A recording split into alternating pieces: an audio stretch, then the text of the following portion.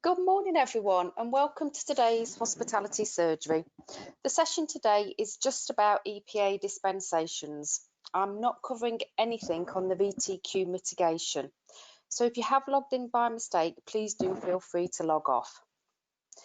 As ever, it's brilliant again to see so many of you online. I'm Amelia Bodle, the Hospitality and Catering Technical Advisor, and my role is to support you across our portfolio and ensure you are comfortable delivering our qualifications. I'm joined today by the Industry Manager, Jason Ben. Do you want to say hi, Jason? Good morning, everybody. I'm also joined by a further colleague, Janice. She's one of our EPA Partnership Managers, and you'll hear from her very soon. As with all of our webinars, you're in listen-only mode, so should you wish to ask a question, you can type it into the question box. As we work through the presentation, we will stop and answer questions after each section. Can I please ask you not to type questions into the box until we finish each section, and we ask you to do that, and to only ask questions about that particular section. It's more than probable that we will answer your questions by the end of the webinar, and if we get floods of questions, we can miss important ones that everyone would benefit from. Everyone who is on the call today and who has registered will receive a copy of the slides as well as the recording of the webinar, so long as it does record. We have been having a few problems with this recently. I will make sure I get all of this to you by Thursday afternoon at the latest. If we don't manage to answer all the questions, we will get back to you individually. Jason will be supporting me with the questions, and if you have any other issues, he will also endeavour to help there too. So please raise your hand if you have an issue. So the agenda for today will start off with a quick reminder about how to keep up to date. Then a generic EPA update from Janice, after which Janice will take questions. We'll then move on to the actual hospitality dispensations, what evidence we require, and an overview of starting timelines. This will be followed by a question and answer session. I've received emails from a number of people asking why they don't receive our email alerts with our industry-specific information. Please do ensure you've signed up for these. The process you need to follow is to go to the main website, cityandguilds.com, then scroll to the bottom of that page where you will see the grey toolbar as shown on the slide. Click on the email updates highlighted, then follow the process. If you don't think you've ever registered, click on sign up, and if you think you may have registered before, click on update preferences. We've now reverted back to monthly newsletters to ensure we keep you up to date with things moving so swiftly. The June newsletter will be released the last week of June, with both an alert sent out to centres as well as shared on social media. They are also always stored on our hospitality web pages under the Key Documents tab, which you can access following the link on the slide. The last one that we produced was in May.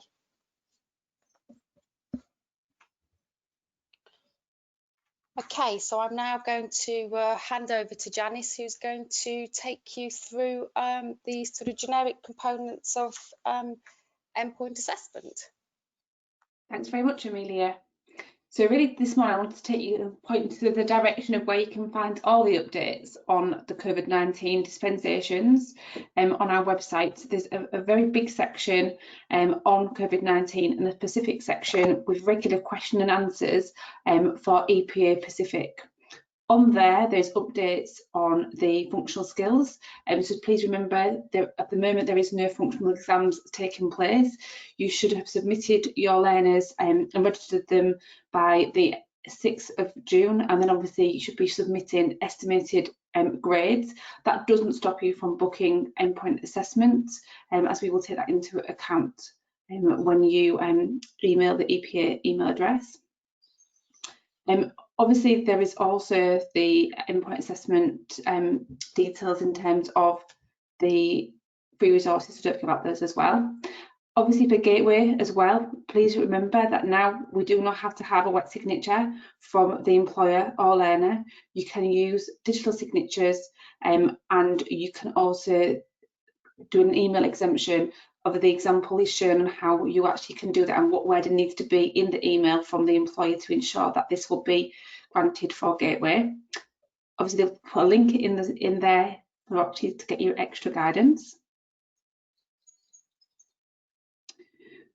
Evolve tests can be remote. There's two options. They can be completed at the employer's address if they are now back at work, or from home using the online application form. Exams must be invigilated, but not by the tutor, and you still have to give the 5-day window. There's lots of guidance on the website on how you have to set the room up, which I think is actually on the next slide as well, and tests must be under exam conditions. So this shows you exactly how you have to have the two different pieces of equipment, one being the obviously system, and then not often a phone that can be used to do the actual invigilation. You can use two systems, GoToMeeting or WebEx, the two systems that we're recommending, and we've done a full scope on why they were using those particular systems around security. You do need to obviously get photographic ID from the learner, and the learner cannot leave the room during the Evolve test. You must store the information as well. So functional skills, you obviously can, the options are the PLI record or the learners, if you've already done the dispensation, you would email the EPA booking team, and you would put in your email subject to the Gateway team functional skills dispensation, so that we know to look for the fact that you've actually put dispensation in, and that will allow the learner to pass through the Gateway and book your EPA as normal. Functional skills are relaxed until the 31st of July, and exams will then be available currently on the 1st of August on demand. So you can book for the 1st of August for an exam on that date if you wish to. But it's a government steer that we're following in terms of the dispensation must be calculated results for any learners that should have sat exams during this period. Fabulous. So I think that's come to the end of your slides, Janice. So Jason, are there any questions for Janice? So if anyone wants to sort of ask any specific questions around those last slides that Janice has completed, would you like to type into the question box, and then obviously we can answer your questions? No questions at the moment, Amelia, Janice, but as soon as they come through, I'll let you know. Just give it a minute or so. People typing away.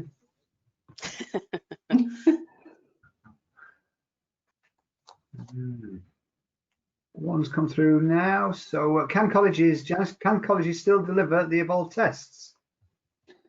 For functional skills, no. For your endpoint assessment, that can still be delivered, yes.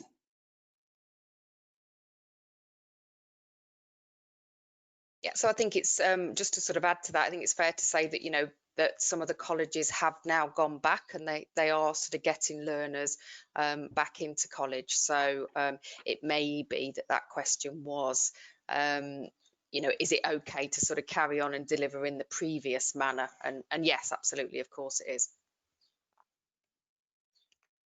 So one's coming from James. Sorry, thank you for that, Kenneth. And one's coming from James. Our level 2 students completed 202 via Evolve last year as part of the level 1 qualification. Do they need to complete this again, or can the level 1 test count? Probably one more for Amelia. I think that's probably a question on mitigation, not on EPA dispensation. So this webinar is just specifically, James, about endpoint assessment process, not about any of the mitigation. I have got a webinar on Friday, and I will take note of your name and make sure that we send that. We're just doing a question and answer session on Friday about the VTQ mitigation. But to answer your question, because you're there and you've asked it, then no, you wouldn't have to redo it. But I think you may well be on the wrong webinar. And from James, And I can answer this for you. We are discussing the culinary challenge and workplace observations in a short while. Karen's asked, who will be the invigilators? So the invigilator can be anybody, obviously if it's within the employer. As a training provider, you can train up the employer to be the invigilator for the Evolve test. If you're doing it with the learner at home, it could be anybody obviously within the training provider, but not the tutor. Guidance has been updated that it's not the tutor that can do that invigilation. It would need to be somebody else within the training provider, maybe a colleague, swap and do each other's learners. It would be a good example to do. And one from Stan, can we book Evolve tests for apprentices as of now? If it's for obviously for your knowledge test, you can book them if the learner's through the gateway. And obviously just bearing in mind you've got that 5-day window that you've got to wait. If it's for a functional skills exam, then unfortunately at the moment you're not able to book tests. They are on demand, so as soon as obviously we're allowed to allow you to sit them, we'll be able to do that from the 1st of August. And that's all the questions for now. Fabulous. Okay, well then we'll thank you very much, Janet, for that. Do you mind sort of hanging around just in case we get some further ones later on? Absolutely. Awesome, thank you. Okay, so now let's look then at the dispensations which have been allowed by IFATE. Okay, so dispensations are available across all of the hospitality standards which we provide EPA for. For all standards, the practical observation has now been replaced with a number of pieces of evidence which we will ask you, the provider, to give us. More about what and how later. This evidence will be assessed by the independent endpoint assessor, and then a question and answer session will be undertaken with the apprentice to discuss this evidence. That will then finalise the observation, and a grade will be awarded by the independent endpoint assessor. I also want to flag that any of you whom have learners currently already within the EPA window on Senior Chef Production version 1, this observation dispensation will also be applied to them. The two standards which have an additional dispensation are Commis Chef and Chef de Partie. Here, the additional dispensation is for the culinary challenge. Again, our process will be similar. We will ask you, the training provider, for some evidence which our independent endpoint assessor will assess. A question and answer session with both the apprentice and the independent endpoint assessor will be undertaken, and the independent endpoint assessor will then make their grading judgment. Both of these activities are standalone events, though they could take place on the same day. So just to clarify that for Commis Chef and Chef de Partie, because they're obviously the two dispensations, one for the observation and the second one for the culinary challenge, they do sit as standalone activities as they do currently, and they will continue to do so. However, they could both take place on the same day if yourself and the apprentice felt that that was acceptable. Okay, so let's take a look at exactly the evidence that we want. So we're starting here with team member, production chef, hospitality supervisor, and senior chef production. These are all grouped together as the evidence we require submitting from you is the same across each of these standards. The only difference comes from the question and answer session, which differs only by the time allocated. This is 40 minutes at level 2, so for the team member, pathways and production chef, then 50 minutes at level 3, so hospitality supervisor and senior chef production. I just want to flag again that this is version 1 of senior chef production, so only those of you whom have already booked EPA with us and your apprentices are waiting to continue endpoint assessment. So now let's look at the actual evidence we're going to ask you for. So number 1, a witness testimony. This will need to be completed by the employer. We are producing a template for you to use, which it is compulsory to complete. This is referenced to the practical observation criteria for each specific standard. Number 2, an observation of workplace or RWE practice completed by you, the training provider. This can be from any observed assessment which you may have undertaken in the workplace or in the RWE if apprentices have been in there previously. This needs to be as holistic as possible, covering across as many skills and behaviours as possible to support your claims of competence for the apprentice. You can use your normal training provider observation documentation you usually complete. Number 3. We then need 3 copies of reviews completed by you after the 6 months on programme period, highlighting practical skills gained. One of these could indeed be your exit review. Again, please use your normal review and exit review documents. Number 4, an evidence checklist, which we are producing for you, which you will be able to download and use to ensure you upload the correct evidence for each learner. And there'll be more about the witness testimony and what that looks like later on, but you can see a snippet of it there on the right hand side of the slide. Okay, so moving on to Commis Chef and Chef de Partie. So as you know already, these have got 2 dispensations, so we'll start with the practical observation. So the evidence which we're going to ask you for is, number 1, a witness testimony. As with the other standards, this will need to be completed by the employer. We are again producing a template for you to use, which it is compulsory to complete. Number 2, we then need up to 5 pieces of evidence which you can select with the apprentice to show their knowledge, skills and behaviours. This is on programme learning and it would be beneficial for it to be as holistic as possible. One of these pieces of evidence could also be a training provider observation, as with the other standards, from the workplace or the realistic work environment if apprentices have worked there.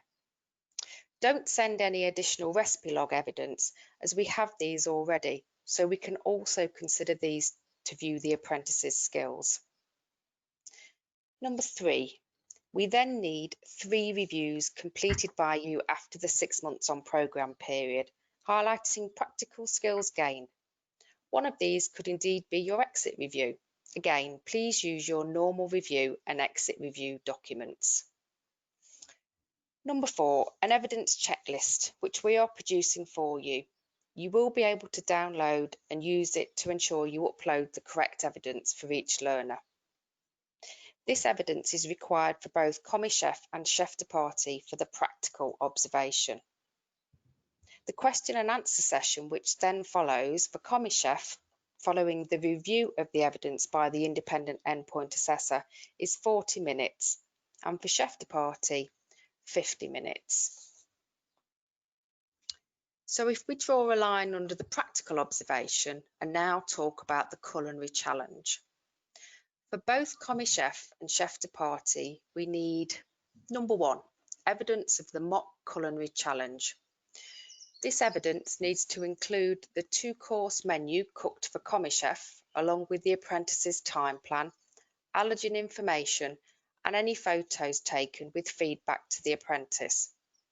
For Chef de Partie, the menu should be the 3 options of starters, 3 main course and 3 desserts with costings. Then the time plan, allergen information and photos taken from the actual 3-course menu produced and feedback provided. Number 2, a witness testimony from the person whom observed the mock culinary challenge. This is being produced by us. We've called this a training provider witness testimony, but if the apprentice undertook the mock within the workplace, then it may well be completed by the employer, and this is absolutely fine. Number 3, an evidence checklist, which we are producing for you, which you'll be able to download and use to ensure you have all the required evidence. The question and answer session, following the independent endpoint assessor assessing all the evidence that you upload, is 20 minutes for Commis Chef and 30 minutes for Chef de Partie.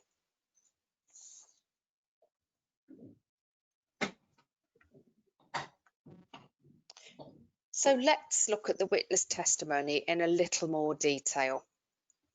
The witness testimony requires 2 examples of where a criteria have been met by the apprentice. The employer needs to document 2 occasions when the apprentice demonstrated their competency for the criteria.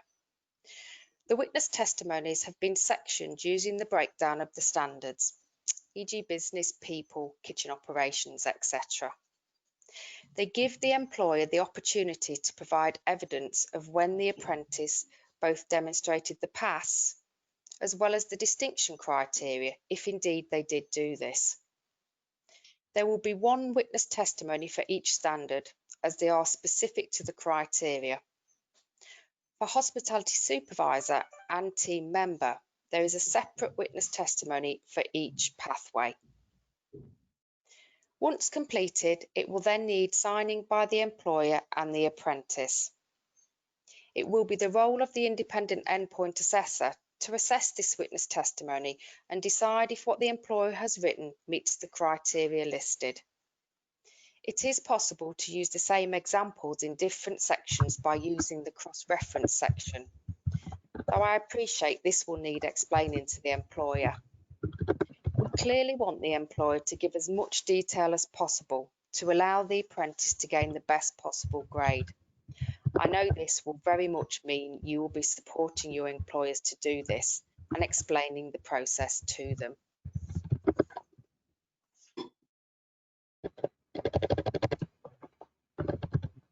For all the hospitality standards, I just wanted to confirm that all other assessment methods remain the same and are being undertaken in the same manner. So all will continue to have an initial meeting via GoToMeetings with the independent endpoint assessor. Evolved testing, as you have already heard, can be undertaken via remote invigilation. The business projects still need submitting to the portal after the initial meeting for team member and hospitality supervisor and will be assessed remotely by the independent endpoint assessor. And all professional discussions will continue to be planned and undertaken again via our GoTo system.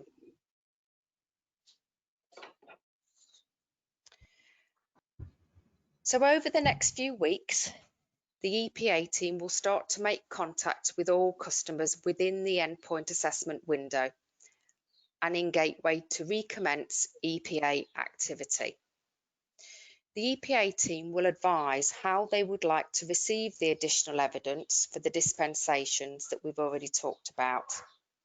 This may be via the EPA portal if assessment hasn't fully commenced, or it may be via email, or additional methods if large documents exist. Each EPA coordinator will tell you how you should proceed. The witness testimonies and evidence checklist will be available from the beginning of July on the City and Guilds websites under the relevant standards documents page. We will send out an alert once they are ready. Any booking for new EPA will be available again for customers. However, People First have made it very clear we need to prioritise the apprentices currently on hold within the process of EPA first. And then we can look at anyone who would like to book EPA for apprentices and are at the point of gateway. Do please bear in mind though, we will ask for evidence as advised today. So if this is not possible, you will need to talk to us about it first to see if we can support in any way. Due to our independent endpoint assessor availability initially, it may be necessary to alter your originally allocated independent endpoint assessor. We will try not to do this wherever possible, but do want to support you in getting your apprentices completed. So there may be occasions where we need to.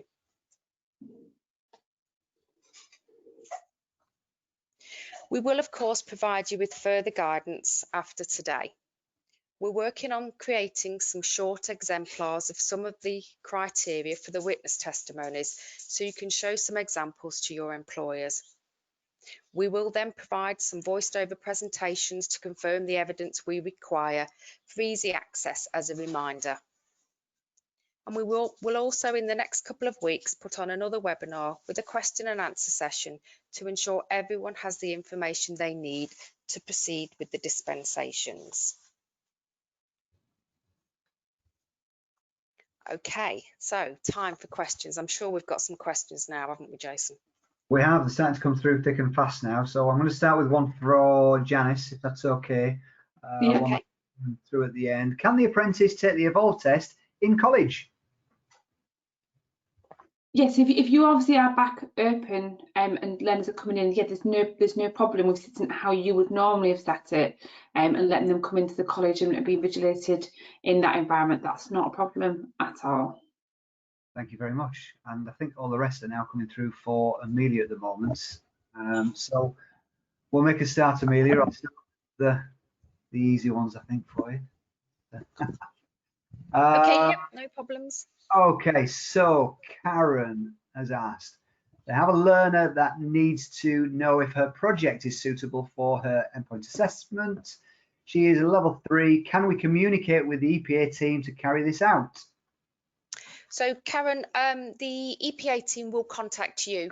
So all the coordinators have been briefed on what the dispensations are, and they are now in the process of contacting people to recommence the process for anyone who's sort of part way through, or to commence the process for people who've sort of submitted gateway evidence but have not got any further. So they are going to obviously take a period of time to do that. So over the next couple of weeks, that's what they're going to be doing. So at this point in time, I would advise letting them contact you because, you know, there's a number of other dispensations going on as well, but they are absolutely going to be doing that. If they haven't done that within the next couple of weeks, and as I said, I will put on another webinar, then obviously, you know, we will chase up anyone who's not yet been contacted. So do give them a couple of weeks to get going, and then by all means send me an email if you haven't been contacted. Thanks, Karen. Thank you. And Rudy has asked, are the discussions on the evidence separate to that of the professional discussion?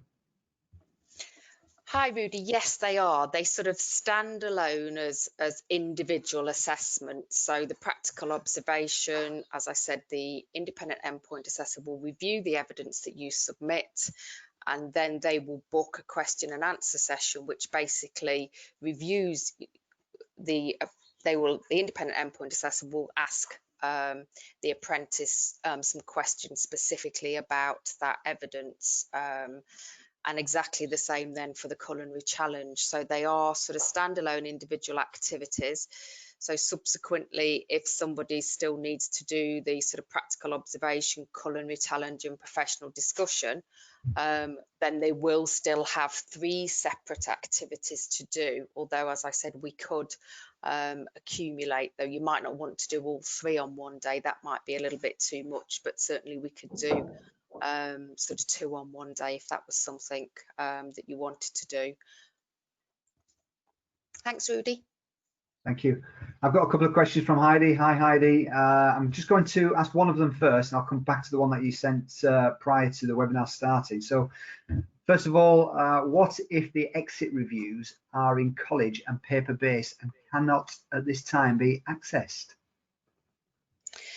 That's a really good question, Heidi. I mean, essentially, that's something that, you know, you'll need to sort of have a conversation with us about if it is that you sort of can't get hold of the evidence that we're asking for. We do appreciate that, you know, this might be the situation with some people. What we're trying to do is to acquire as much evidence of learner progression and competence to allow us to make the best possible decision for each of the dispensations. So clearly, the more feedback that you can provide us with that's been provided by either the employer or yourself, the training provider, that will sort of support us to hopefully be able to sort of give, as I said, the best possible grades and look to be still awarding as many distinctions as we have. You know, we don't want it to be that having to use these dispensations in any way disadvantages the apprentices. So yes, if anyone is struggling to acquire evidence, then I would say speak to us, and we'll, you know, sort of have a discussion about whether there's anything else. But at this point in time, those are the that's the evidence that we're going to be asking for. Thanks, Heidi. Wonderful, thank you. And Julie's asked about the webinar. Will it be available on YouTube? We do send out the recording of the webinar. Unfortunately, some of the more recent webinars haven't recorded. We don't know why. We're looking into that. So as long as it records, we will send it out for you to listen to again or share it with colleagues. And what you will definitely get is a copy of the slides, that is for sure. So moving on. Karen has asked, when will the evidence checklists be available? So as I said, Karen, they're going to be available at the beginning of July. If they become available sooner, then we'll absolutely make them available to you. But they're currently being sort of quality assured, etc. And as soon as they're available, we'll get them onto the web pages, and I will then send everybody an alert out, and I'll use the email addresses that I've currently got stored for people that sort of registered or certainly attended today. So you'll definitely get notification, and we'll send out one of our email alerts as well to sort of alert everybody across the portfolio. Wonderful, thank you. I've got a few coming in now. So Emma's asked, can the witness testimonies be recorded rather than written? Oh, that's a good question, Emma. It's not normal that we do that, so I am going to have to get back to you with that, because I need to check that out from our the lady who supports all the independent endpoint assessors. So I will ask that question when I send out the slides. I will absolutely pop that into the email that I send to say what the response is about recording witness testimonies. Thank you for that, Emma. That's a really good question. Put that on our notes as well for you. So I'm reading these now without prior, so please bear with me. If no pictures were taken after the mock culinary challenge, what can we use instead? And that's a really good question too, and one I suppose I was expecting. If you've got photographs, then we'd like to see them. If you don't have photographs, then clearly we do need at least the feedback that's been provided by you. Photographs clearly are helpful in supporting the, what the grade that you would have sort of given, or the quality of the dishes that were sort of submitted. But we can also be reviewing the recipe logs in terms of photographic evidence. So whilst it would be ideal to have them on the basis that that mock's already taken place in all of the situations, where learners are currently awaiting to continue with EPA, we can't go back and acquire them if they weren't taken. So, essentially there isn't anything that we can do. So we will look to other sources of evidence, etc. Thanks. So Louise has asked, if the training provider did an observation via a video link, would this evidence be acceptable? For example, they have apprentices who were not observed in person in the workplace due to COVID, but have now been observed via video link to practical skills. Would this be okay? So, I mean, that would depend where. I mean, if it's in the workplace, then absolutely fine. But if it's at home in their sort of domestic kitchen, then that's something that, I'll need to go back and sort of question. Louise, can you just type in, where that took place? Certainly we are able to accept, and that's a sort of another point that I'll pick up from there in case anyone's got that question. We are able to accept sort of voice recordings of observations, because I know some of you don't actually sort of write your observations anymore. You do sort of voice record, and you will able to submit those. And that's why when I talked about how the evidence was going to be submitted, we need to very much consider what the evidence is and the size of the evidence as to how we'll manage that, which is why the each EPA coordinator will speak to you individually to find out exactly how much and what you're going to upload, in what format, so we can choose the best option for you. Thank you. Louise has confirmed actually that there's a mixture of where some of these assessments have been taking place. So thank you very much for that. David has asked, do the recipe diaries still need to be uploaded onto the EPA portal? Hi David. Yes, so the recipe logs are a requirement of Gateway, and are used then in the professional discussion. So that still stands as what would have been the normal part of the assessment process prior to these dispensations. So the dispensations are purely for the practical observation and the culinary challenge. Thanks, David. Thank you. And Karen has asked, what if the culinary challenge mock has not been completed? As this is only agreed at the planning meeting, a full mock could not be completed until the examiner has given their meal options. So that's a really good question. And essentially, it would be really difficult, and part of what People First have actually asked us to do. So on the People First website, it does, there are a couple of documents that sort of list the requirements that endpoint assessors need to have in place to ensure validity of assessment, etc. And for the culinary challenge, it does say that we need to ask for the mock culinary challenge. So if that hasn't taken place, then that will be really difficult for us to actually assess and continue with. So Karen, it may well be that you want to email me.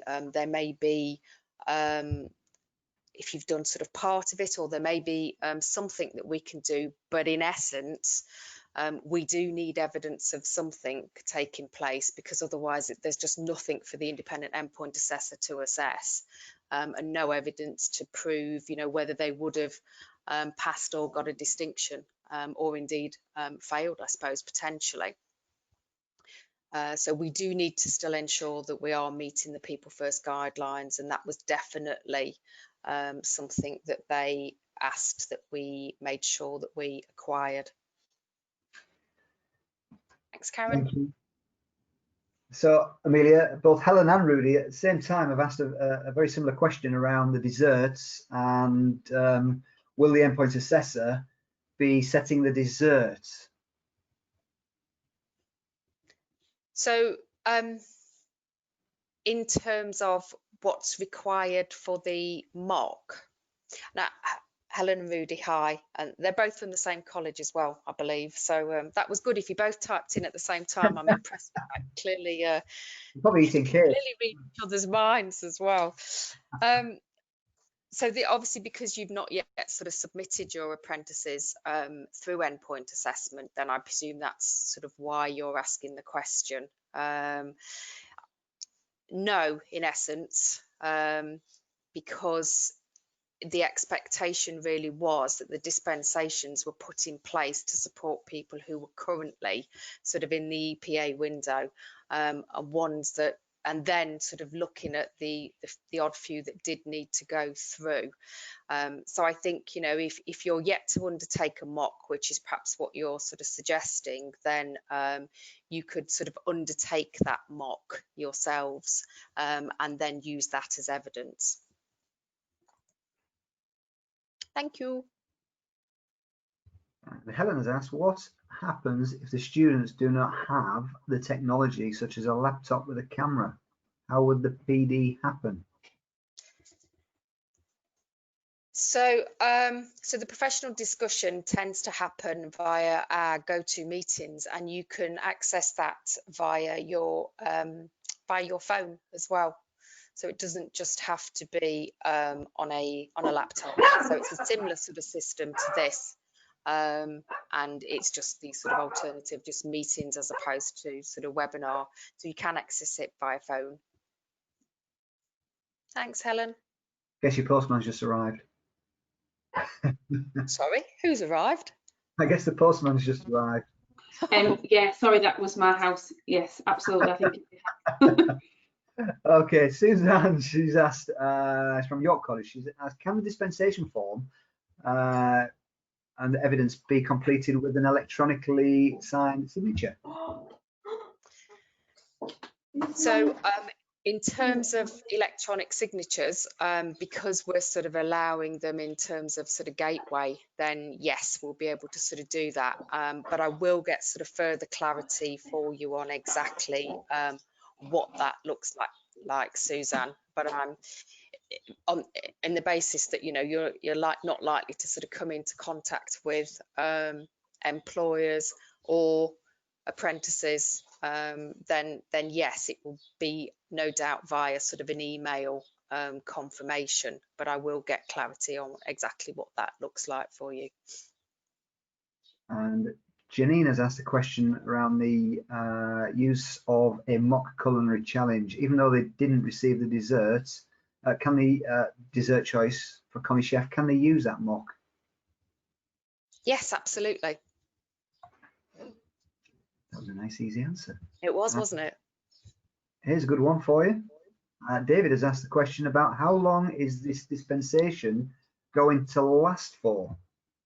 That is a good question, David. So People First have basically said that it's in place until further notice, so until they decide to revoke it, essentially. And I suppose that's really going to be very dependent on how quickly everything gets back to whatever the new normal will be. But it will be something that they are sort of looking at on a sort of month by month basis, because as we know, just because some establishments may open in July, not all will open, and there is going to be a need therefore to ensure that there's sort of progression. So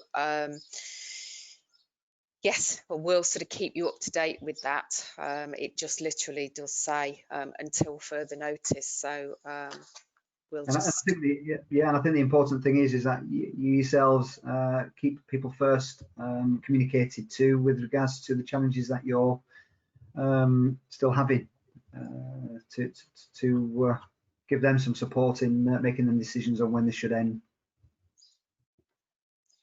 Yep, perfect.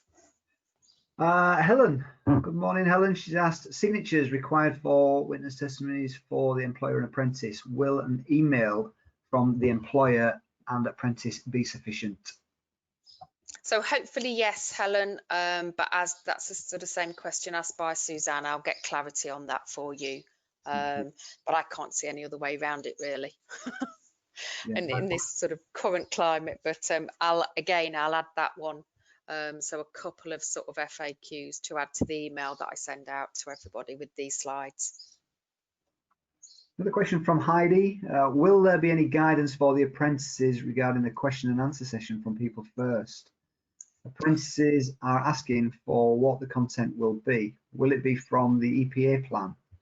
People, business, culinary, they get to know content of other assessments. So why not the question and answer? Yeah, Heidi, it's a good question. And I did ask People First that question, whether we were to share the questions that have been completed. So in terms of the questions, those have been put together by People First for all endpoint assessment organisations. So that part of the process is completely standardised. And People First said no, they weren't to be shared. So I suppose that answered that in essence. But the question and answer session is to essentially sort of tie all the evidence together and to ask any questions of the apprentice that they feel that the endpoint assessor feels might be necessary to make the correct assessment decision. So that's what it's going to be about. It's not going to be about anything else. It's not going to cover any criteria in any other assessment method. It will just be purely to enable the independent endpoint assessor to make a decision on that particular assessment, whether it be the practical observation or the culinary challenge. Thank you. And Kenneth's just asking for some clarity on the question and answer sessions. Is this for the culinary challenge and the practical observation? Yes, so there'll be one for the culinary challenge and one for the practical observation. So yes, two, they are still going to remain as standalone assessments in their own right, and each have a question and answer session following the review of the evidence for each assessment method. Thanks, Ken. And Helen's asking, do you know if the standard 90 days allowance for timeliness is being relaxed to prevent data being affected due to COVID-19? I don't know the answer to that question, Helen, so that would be one to go back to your funding manager within college and ask that question. Do you know the answer to that, Janice? Were you going to say something? The guidance that we've been mentioning is that obviously if you've got learners that they're not able to sit their EPA yet, you can put them on a break. Even if they've completed part of their endpoint assessment, you can put them on a break and then take them off that break during the endpoint assessment period, which obviously would then help with that 90-day timeliness for your endpoint assessment. So that would be my advice would be to speak to your funding manager at your training provider or college to look at that. Fab, thanks, Janice. Okay, Kieran. Sorry, I've not had an opportunity to pre-read this one. I had 2 apprentices go through the gateway immediately prior to close down, so I've not had chance to do their mock culinary challenges as of yet. Is there any advice on the timeframes for the dispensations if the college does not reopen to students, or can the mock challenge be carried out in the workplace should they return to work?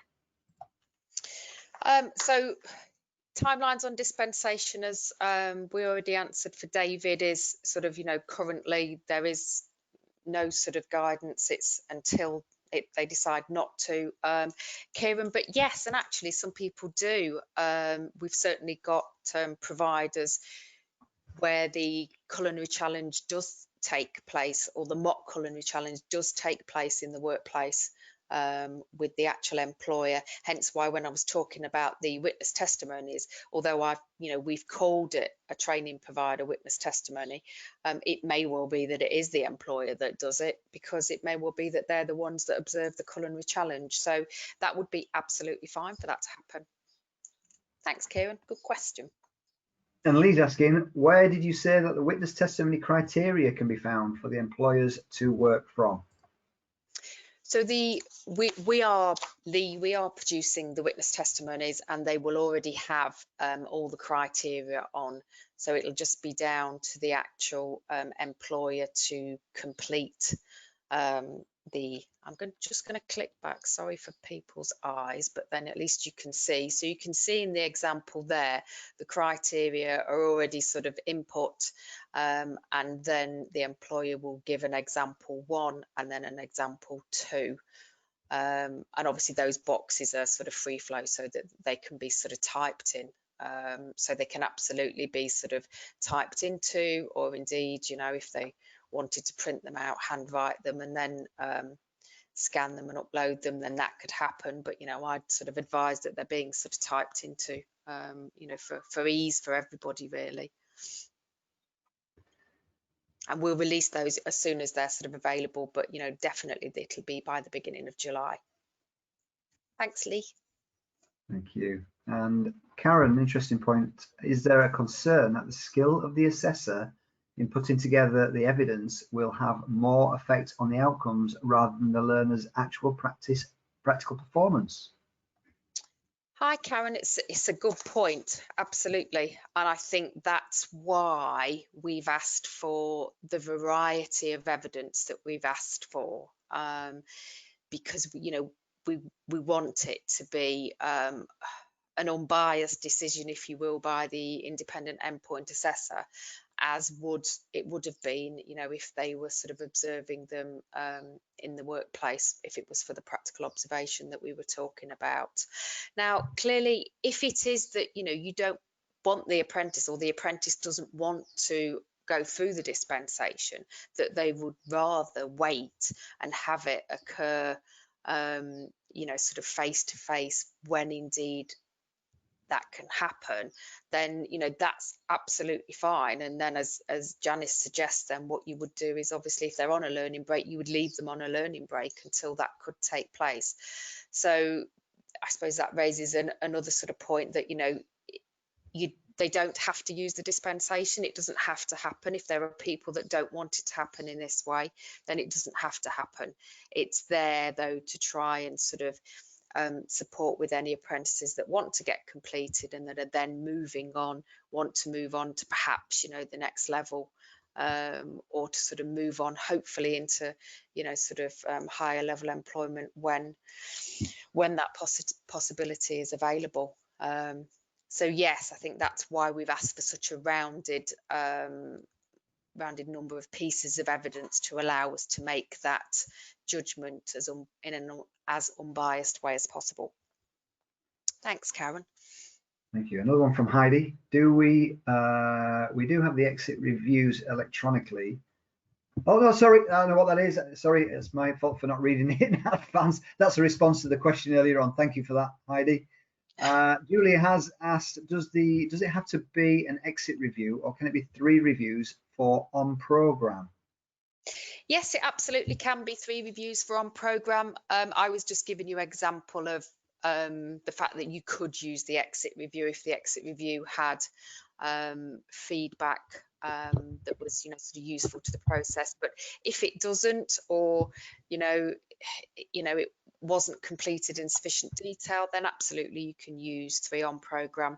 We have said after the 6 months period, purely because when we go back to the old sort of the assessment plan, and certainly looking at the chef standards, then it's then that we're beginning to build the recipe logs and beginning to deem apprentices competent in certain areas. So we've sort of thought after 6 months should provide better evidence of where the apprentices are becoming competent in certain areas. And hopefully there'll be some good feedback in those reviews from yourselves and indeed employers as they're getting involved in them. Thank you. Thank you. James asks a question around specific food groups. Are there specific food groups that need to be covered with the 5 additional pieces of evidence, or just a holistic as possible and covering the skills and behaviours where the student has demonstrated competence? As holistic as possible, please, James, is the answer to that question, to enable us to be able to view as much as possible, to cover, you know, sort of as much as possible, so we can see and make that sort of unbiased decision. Thank you. Next question from Lee here. Can the assessor and learner prepare for the question and answer session like the professional discussions to support the learner? Yeah, of course they can. You know, any support that you want to give your apprentices, absolutely. Yes, by all means. You know, if you'll obviously know the evidence that you're submitting, so I'm sure you could sort of have a look at it and you know, sort of consider perhaps what the independent endpoint assessor might ask. Yep. Thanks, Paul's Lee. got a question. I have apprentices, both Commis and chef of Partie, who have been furloughed until September due to them working in university kitchens. Would you say a break from learning is the best option for them? A bit of advice there. I would suggest so. Janice, would you concur? Oh, I think Janice has gone. No, sorry, I was on mute. I put myself on mute after John decided to. Postman. Everybody, so what was that? Sorry, again. It was about Paul's got he's got some apprentices that are currently furloughed, so he's asking, is it best now? And they're working in university kitchens. They won't be back till September. Would you recommend that a break in learning is the best option for them? Yeah, absolutely. If they're on furlough and obviously they're not obviously in work, obviously you can still do learning with them remotely. But if you wanted to obviously keeping the time frames, then you could put a break in. I'd speak to your manager and speak to the funding team. But if I was in that position, I would probably potentially put them on a break.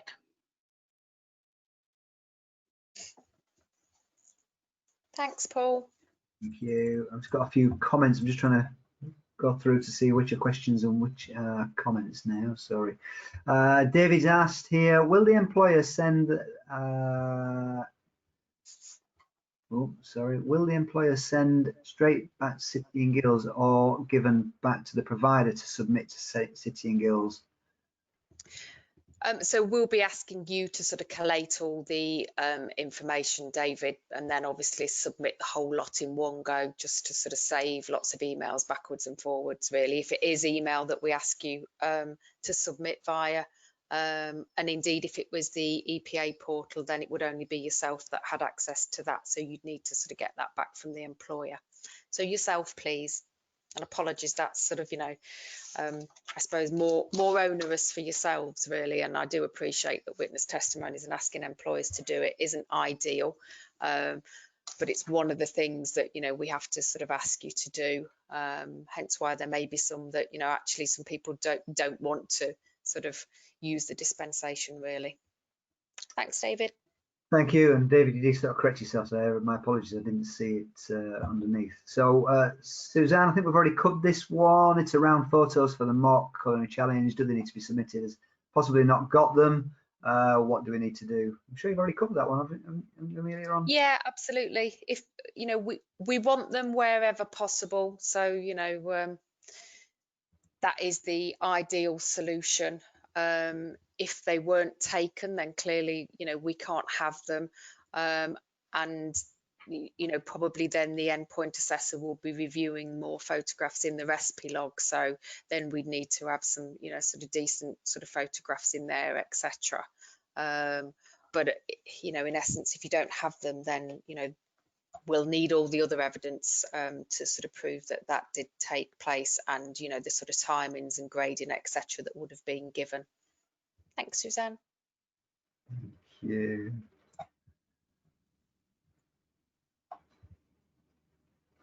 One from Ken here.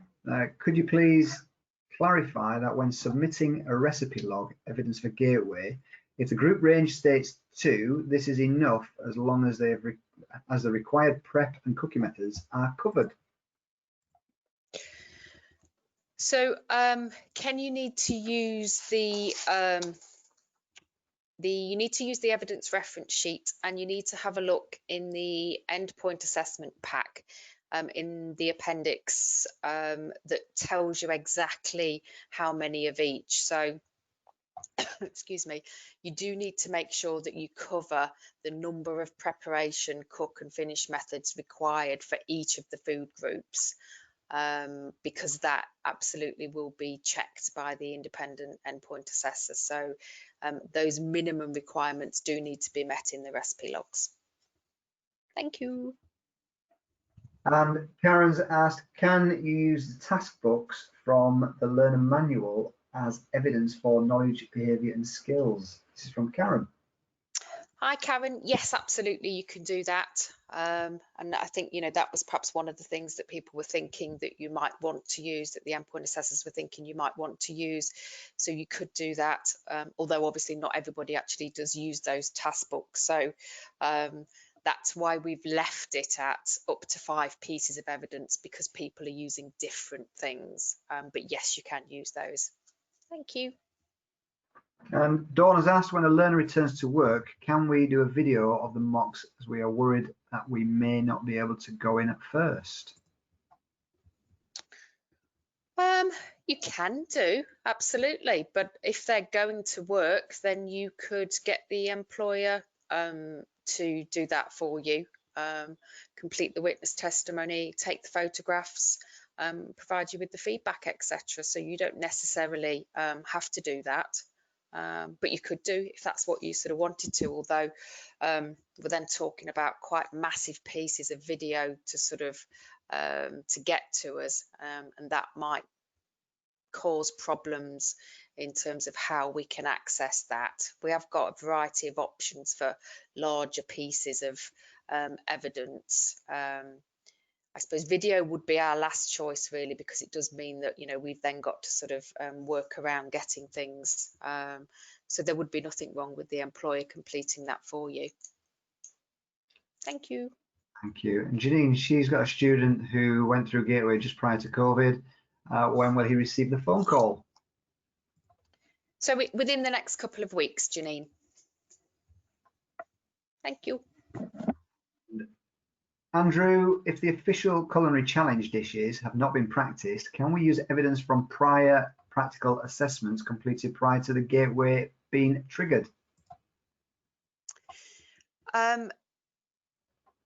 What we do need is evidence of that sort of mock taking place. So, excuse me, the reason for that is obviously because of timings, etc. And the sort of time plan and all the other sort of bits that go with it. So Andrew, we'd probably need to have the conversation as to exactly what you mean and what's available. So I suggest that perhaps you sort of email me and we have a look at exactly what you've got. And I think that was my reasoning for sort of saying if anyone's struggling with bits and pieces, with people that are sort of yet to go through, then do talk to us. And we can always go to sort of people first on an individual basis and ask whether, certain things will be allowed. And we're more than happy to do that for you. Thanks, you, Andrew. And Suzanne's asked, again, I think we've probably covered this. Can evidence from the training provider of culinary challenge menu be submitted instead of the mock culinary challenge? So I suppose that's exactly the same as the what I've just sort of answered in terms of sort of Andrew.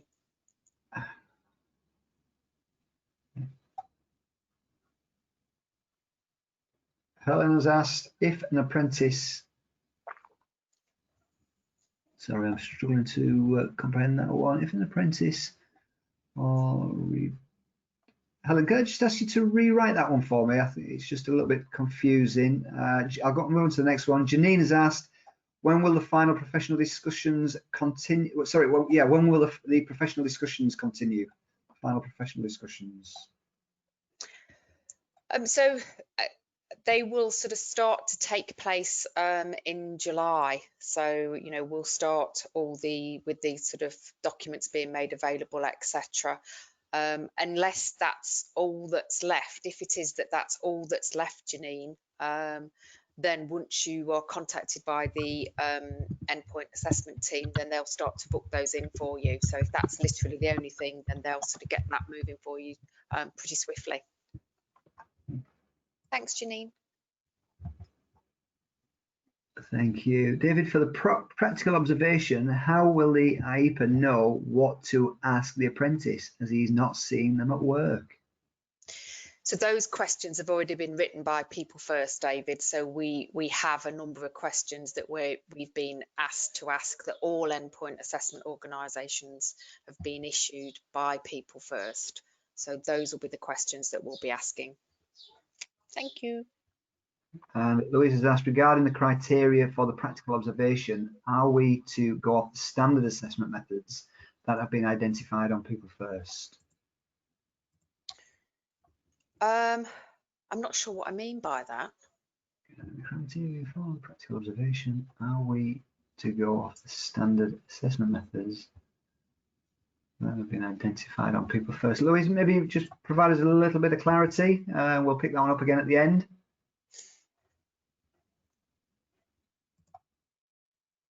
Sorry, I'm just trying to filter through what are questions and what are just comments. One from Daniel, is the grade awarded from the IEPA the final, or can it be challenged if parties believe the learner should achieve a higher level? So the sort of appeals process, etc., will be exactly the same as it currently is. So that the grade that will be awarded based on the decision that's sort of made. No changes to sort of appeals process will be available. Thanks, Daniel. Thank you. That one's been answered. Sam, can a culinary challenge happen at the college if we are reopening in September? Hi, Sam. We'll review that, I think, as we get sort of nearer. And the reason that I say that is because our currently, excuse me, our consultants, city and guilds are not sort of allowing face-to-face activities to take place. But that could change by September, you know, bearing in mind that we're only in June. So long as city and guilds are allowing its consultants to undertake face-to-face activities, then yes, it absolutely could, but we will need to be in that position. Thanks, Sam. And Karen's asked, with regards to the learning breaks, they cannot do that when, is this a comment? Sorry. With regards to the learning breaks, they cannot do that when they have already completed learning stroke gateway. I think so if you that was correct previous to COVID, but I believe now that the EPA are allowing breaks to happen during the gateway period now. Thank you. So you can put them on a break. Yeah, within the EPA window, absolutely. Yes, yeah. But previously you couldn't. But they are allowing that as a dispensation during the COVID-19 period, because obviously across different standards, obviously there's different elements that can or can't take place. So it can now happen, the break. Thank you. Thanks, Janice. Kenneth asked, who would decide if the learner didn't want to use a dispensation? Would it be the learner or provider, as this could be a funding issue? It's entirely up to you, Ken. You know, if you need to sort of have those conversations with your apprentices, etc. Thank you. And David's asked, can the photographic evidence of the mock culinary challenge be uploaded along with the recipe log, or does this need to be done separately? So separately, please, David. And as I said, once the EPA team contacts you, they'll sort of talk you through. If you're yet to upload your recipe log, then it's likely that you'll be in the position that you'll still have access to the EPA portal. So whenever anyone's uploaded any evidence on the EPA portal, we would ask that you label it in such a way that it's quite clear exactly what it is. So that the endpoint assessor can find it easily, and then it's easier for them to assess. Thank you. Suzanne's got a number of apprentices ready to submit to Gateway, both Commis chef and chef de partie. Will dispensations stand for these learners as well as those already through Gateway? Hi, Suzanne. So I talked about that earlier on in the sort of presentation. People First have made it quite clear that we need to work with the apprentices that are currently either at that point or in Gateway submitted evidence that haven't started, or the ones that have started. So those are the ones that we'll deal with sort of initially. And after that, anybody else will be sort of looked at really on a case-by-case basis in terms of, if you were at that point and everything was finished and you were ready to go, it's just you didn't book endpoint assessment because of COVID, then there's no, and you've got all the evidence that we've sort of talked about today, then there's no reason why your apprentices can't go through. That would be absolutely fine. I think it would just be people that, because we don't know how long the dispensation's in place for, you know, in another 3 months' time, people are going to be asking potentially the same question. But, you know, those learners clearly need to be ready for endpoint assessment. And I think that's the main thing to consider really from that perspective. But it sounds like, you know, yours may well be. Thanks, Suzanne. Helen's asked, is there a time frame within the mock culinary challenge that was conducted prior to the lockdown? Yes, there is a time frame in terms of when it was last done, or a time frame in terms of should it meet the time frame, the allowance. So the mock, we would expect the mock to be undertaken in the same way, and obviously you know, to fulfill the requirements of the actual sort of culinary challenge, as in, if it was the proper culinary challenge, as it were, with the endpoint assessor in terms of a time frame. And in terms of a time frame, as in, is it still authentic kind of time frame, then so long as the sort of apprentice has got those skills and it's been proven that they sort of passed, and the dishes were sort of at the right level, etc. But I wouldn't have thought that would go beyond sort of 3 to 6 months, but we haven't actually set a time frame, and it may well be that we need to sort of do that, so that isn't something that we've considered, Helen. So I'm going to flag that internally,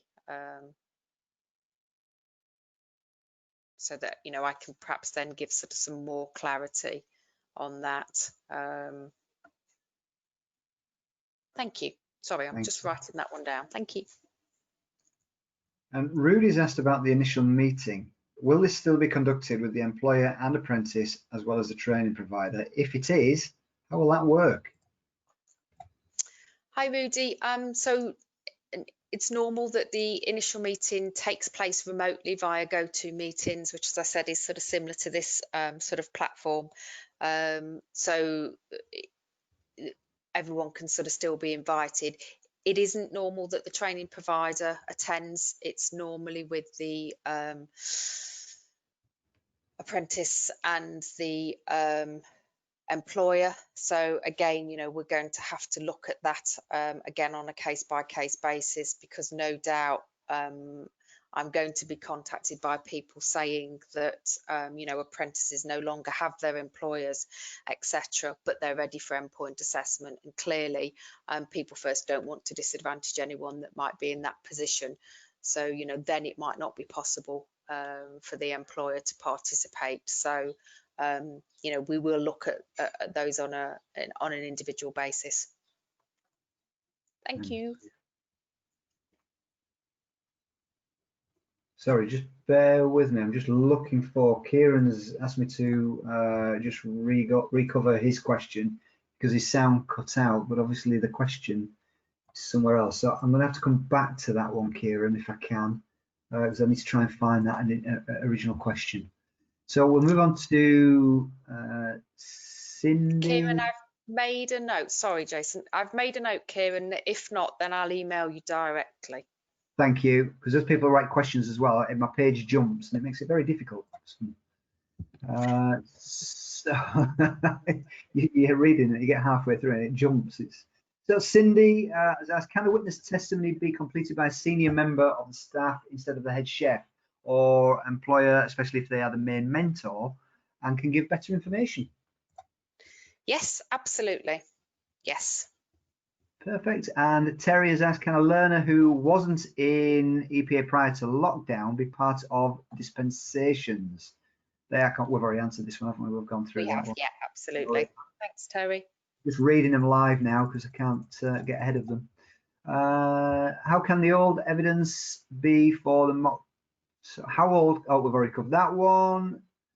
Kieran's sound cuts out.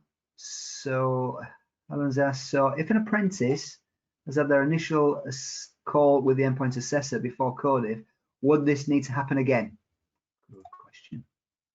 No, it shouldn't need to happen again. We'll just sort of pick up really from where we were, unless it's deemed that nobody really knows what's happening now and we need to have some form of sort of communication. But again, that'll be down to the sort of yourselves and the endpoint assessor, the EPA team.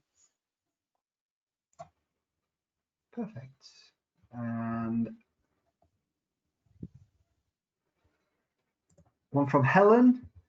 Can an apprentice complete the online exam even if we were waiting for the initial discussion with the EPA as gateway paperwork sent in ages ago for hospitality supervisor?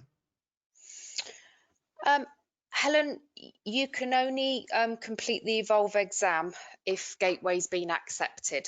So if Gateway is yet to be accepted, then I would wait until you've been contacted by the EPA team. which, as I said, they're going to start in the next, or they are going to start they are starting this week. So you'll definitely be contacted in the next couple of weeks. But don't book the Evolve test before, because if you do, then it's classed as you doing it not within part of EPA, and then the result doesn't stand. So please do wait for confirmation from the EPA team that Gateway's been accepted. Thank you very much. Sorry, I was just reading a question, but that person's already answered and has actually left. So we don't need to cover that one. So moving on to a question from Chris. You have a learner that has started on program September 2019. Prior to lockdown, he was ready to go through the gateway. As he never went through the gateway, he will need to complete all areas of the EPA. My question is, how can he achieve his qualification with the EPA? Sorry, will the EPA need to be postponed? I think we've probably covered everything in that. So, I think so. Chris, yeah. So yes, we can, Chris, essentially. Yeah. And Karen, this is a comment. Grading will surely be very dependent on an assessor employer being good at aligning evidence to the grade criteria rather than candidate practical performance. Thank you for that comment, Karen. And Janine, roughly how long will Gateway take to open once you have received evidence? Will it still take up to 90 days? So every other part of the EPA process will remain exactly the same in terms of bookings, etc. And as I've said, we do need to make sure that we get the apprentices that are currently through Gateway and in the EPA window completed and out the other end initially. So those will be the ones that initially we'll be concentrating on, and then but obviously we are going to be taking EPA bookings, and yes, they will then be susceptible to timeframes as previously. Thank you, Janine. Janice, this might be one for you actually. James has asked, are there any relaxations on the 20% off the job training due to apprentices not being in work and only completing online learning, mentoring, shadowing, etc., as training cannot currently take place due to the workplace being closed? So obviously work that they're doing at home, as far as I understand the funding rules, would be part of that 20% off the job. So there is no relaxation of the 20% off the job for apprentices, so they would still need to complete that, and we do ask for evidence of that. Obviously, when you sign your declaration at Gateway, that's what you sign, so that they have completed 20% off the job, and obviously then it's picked up by audit from the ESFA, and obviously we'll touch on it during their visits as well. But good question. Thank you. Thank you. Lee's asked, if a learner would prefer to do the normal route of EPA, can this be done and delay without any issues to the provider?